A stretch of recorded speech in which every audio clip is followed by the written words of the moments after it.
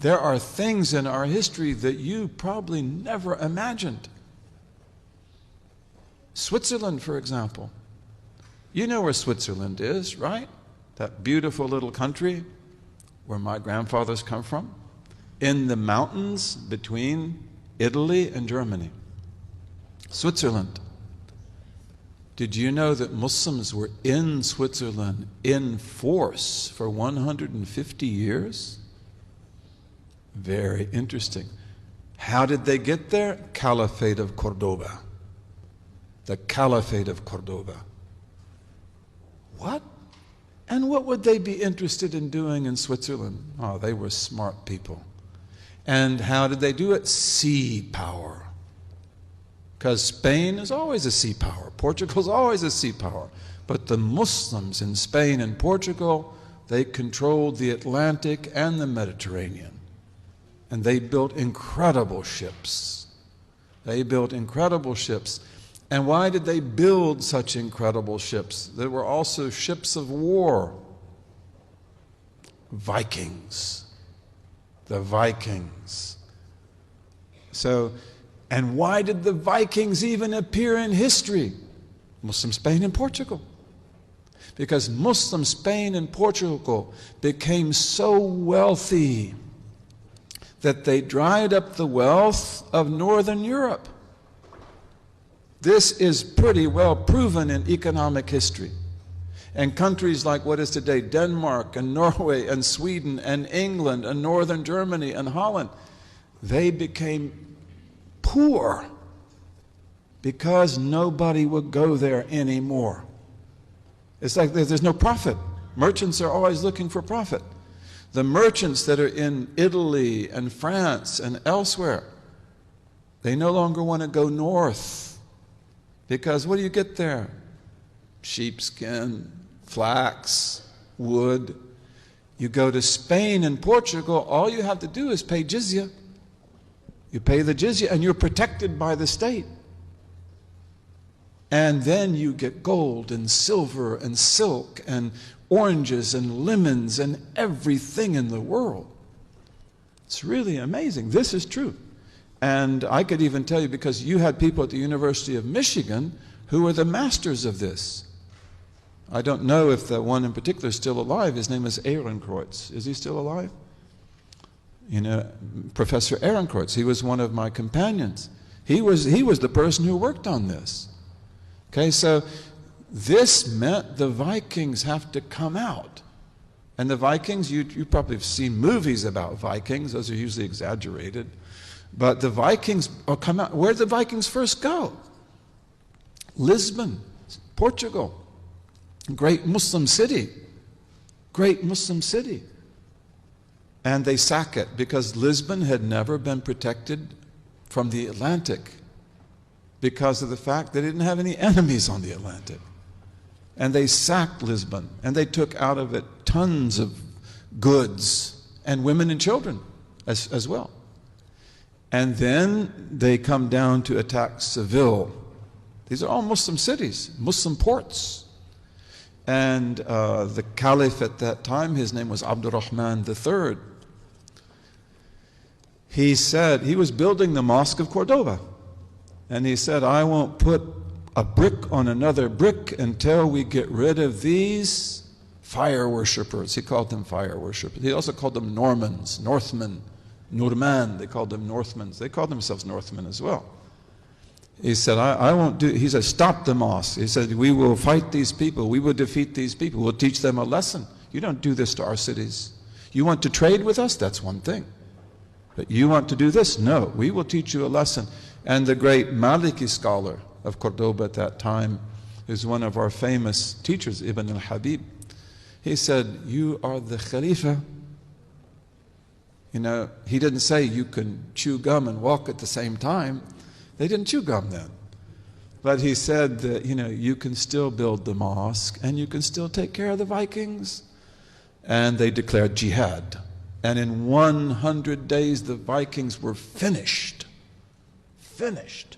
And they were punished. And many of the Vikings became Muslims. And they were settled in Spain in a city that I visited called Jerez de la Frontera. Jerez de la Frontera, which we called in Arabic Sheresh. And it always remained a Scandinavian Muslim city. And there were Vikings in Denmark as well. And ambassadors went to Denmark to see who are these Vikings and how do they fight. Because they have these really fast ships that they use to attack. But what do they do with the women and children? Because they take lots of women and lots of children, we have to ransom them. In Islamic law, you must ransom the prisoner. All the women and children they've taken off to Denmark, we've got to get them back. This is also why the ambassador is going. We'll pay you gold, we'll get them back. But give back our children, give back our women. Okay, so they go there, but also they go there to learn who are these people and how do they fight. And one of the things they learn is that they have war boats. That's what you see in the movies, right? But they have barges. And the barges are where they put the women and children. The barges are where they put the gold and silver.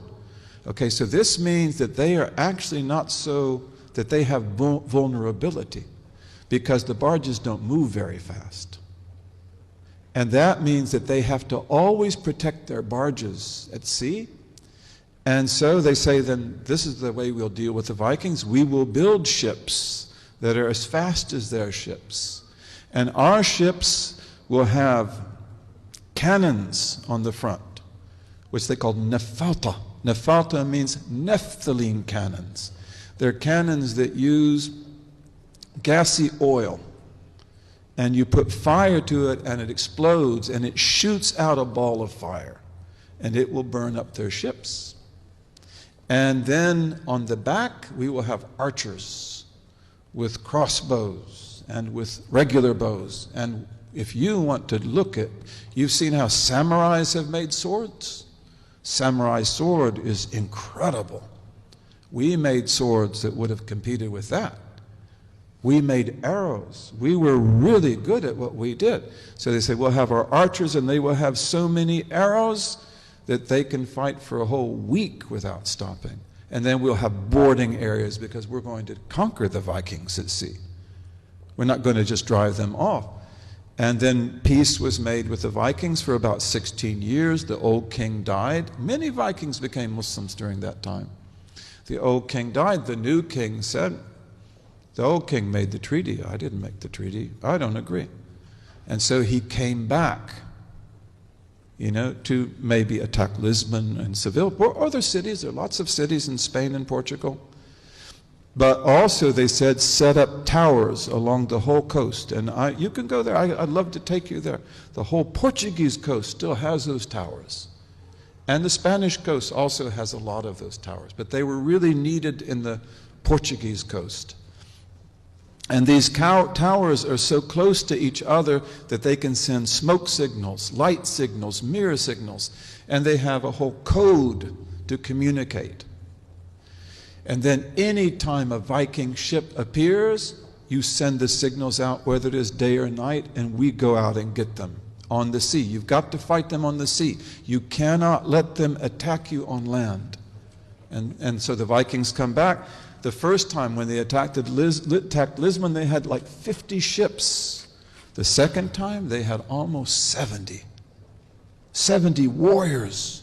70 ships of warriors, of Viking warriors. And the Muslims attacked them at sea. And they burned half the fleet. And they took all their barges. And the rest of the fleets escaped. And they went into the Mediterranean. They attacked Morocco, Nadur. They attacked other places. Okay, and that is one of the most important battles in history. You remember that when you studied it in school. You never heard about that, did you?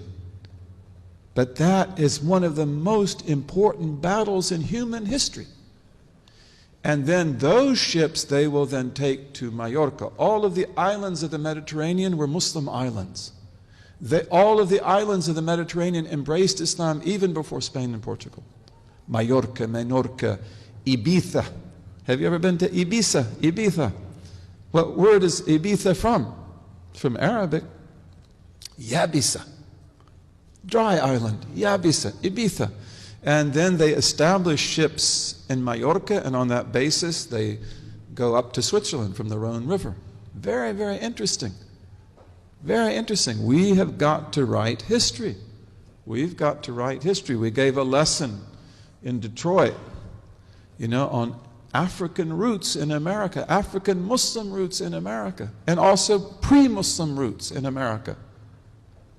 And that's not a dream, that's not an illusion, that's historical fact. But why didn't we study that in our history books? We've got to write our own history books, bi-idhnillahi ta'ala.